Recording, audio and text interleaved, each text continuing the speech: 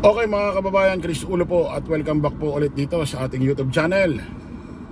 Okay, ito mga kababayan, pag-usapan ho natin ito hong si VP Inday Sara Duterte alias Puset, alias Shemenet, alias Alimango, Alimasag, alias Crablet, alias Kutong Lupa, alias Garapata, Pulgas, ano pa ba?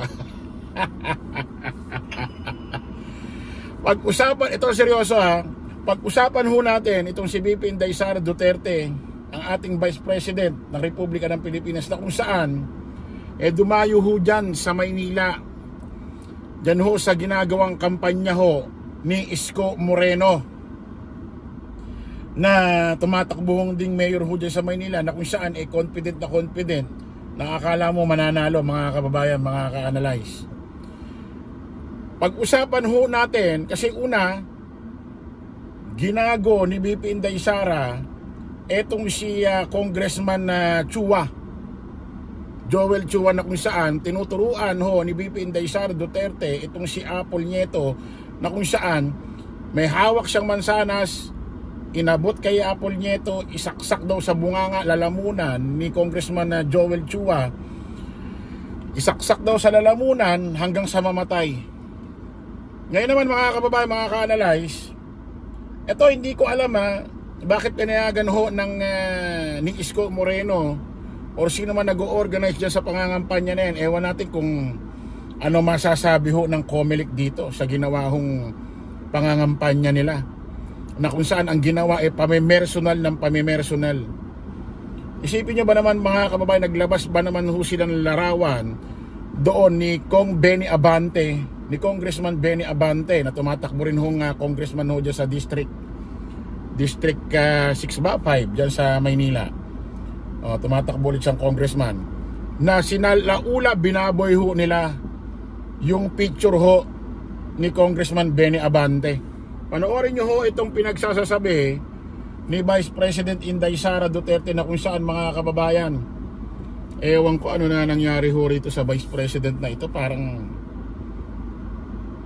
ano na para bang siguro ito stress depressed na ito sa mga, alam niya siguro mangyayari dun sa kaabang-abang ho na impeachment trial. Malamang siguro dito niya inilalabas yung stress depressed niya. Siguro ito naglilibang na lang ito, inaaliw niya na lang yung sarili niya dahil alam niya ang mangyayari doon sa impeachment trial Pakinggan niyo ho ito mga kababayan yung ginawa ho ni VP Inday Sara Duterte nung dumayo ho siya sa pangangampanya diyan sa Maynila.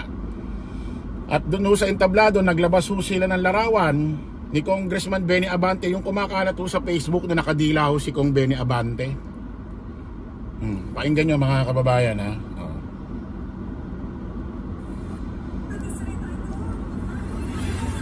Sino nga ba congressman natin? Anong tawag sa ganitong tao, mga anak? Walang? Klaro yan At sa kanino siya walang respeto? Sa inyo siya walang respeto. Gabi, no? Ano nga ba distrito ito? Sino nga ba congressman natin? Anong tawag sa ganitong tao, mga anak? Walang? Klaro yan At sa kanino siya? Ayan mga kababayan, sabi pa ni Vice President Inday Sara Duterte, ano to mga anak na. Sipin mo, tinuturo niya pala mga anak yung mga nandiyan tao dyan sa may baba ng entablado. Pero nung nakaraan, bago maganap yan, or nauna yata yung kay Apple Nieto, na kung saan tinuturuan niya kung paano patayin si Congressman Joel Chua. Tapos anak-anak daw yung mga nandiyan sa may ilalim na entablado. Ayan mga kababayan, naglabas ho sila ng picture, larawan dyan ni Congressman Benny Abante, na kung saan nakadila at ginago-gago nito ni VP Inday Sara Duterte. ginamit pa yung taong bayan, yung mga taga Maynila, mga taga Manileño. At pinayagan ho yan ang mga nag-organize dyan. Sa bagay nga naman, paano ba naman sila papalag dyan? Vice President Inday Sara Duterte yan. Ang problema, ito si Isko Moreno, naturingang politiko rin, pangangampanya niyan, hinayaan niya. Kaya dapat talaga mga kababayan, pag-isipan nyo na kung sino iboboto nyo dyan sa Maynila. Kung ako sa inyo talaga, iboto nyo, panalo nyo na talaga. Si Mayor Hanny Lacuna, total siya naman nakapwesto na dyan ano sabi ng anak? Ano sabi ng anak ni Congressman Benny Abante? Si Attorney Princess, galit na galit ho mga kababayan, sinupalpal, sinoplak, binara etong si BP Inday Sara Duterte. Pakinggan nyo ho yung ginawang talumpati ho ni Attorney Princess, anak ho ni Congressman Benny Abante, na kung saan umakyat ho ng entablado at galit na galit ho rito sa dito sa babaeng ito, dito kay BP Inday Sara Duterte. Pakinggan nyo mga kababayan.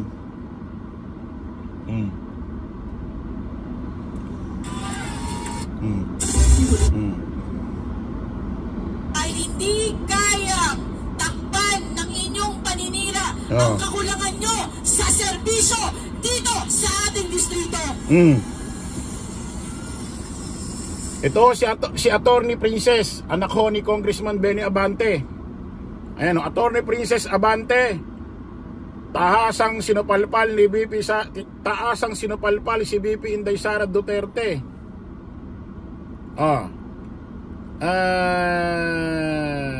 Matapang na lumabas si Attorney Princess Abante matapos umanong bastusin ng Vice President ng Pilipinas na si Sara Duterte ang kanyang ama na si Congressman Benny Abante ng 6th District ng Maynila. District 6 pala tumatakbo si Kong Benny Abante ng congressman ulit. Sa isang pampublikong pagtitipon na ginanap kagabi sa lungsod. Sa harap ng mamamayan at lokal na opisyal, hindi pinagpas ni Attorney Abante ang tila pangungutya ni BP Inday Sara Duterte sa kanyang ama. Pakinggan natin mga kababayan Ito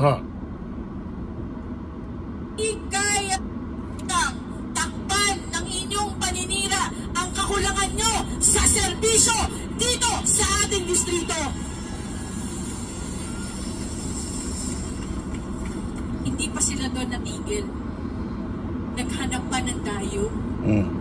Alam mo, liga? May hugot?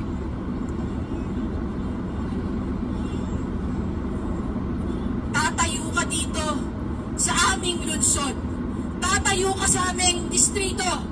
Wala ka naman na ambag sa mga buhay ng aming mga kadistrito. Para bastusin, para siraan ang aming congressman na dilingkod ng tapat at totoo na walang pinipiling panahon. At para sa mga tao na hinayaan sa kanilang entablado tumayo ang isang bastos at walang respeto, tama lang na hindi ka naging presidente ng Pilipinas. Putik ka. Grabe kasi ito mga kababayan, parang ang lumalabas ngayon, pabastusan, pawalang nyaan At ang nakakapagtaka dito, sana mapansin ho ng COMELEC ito.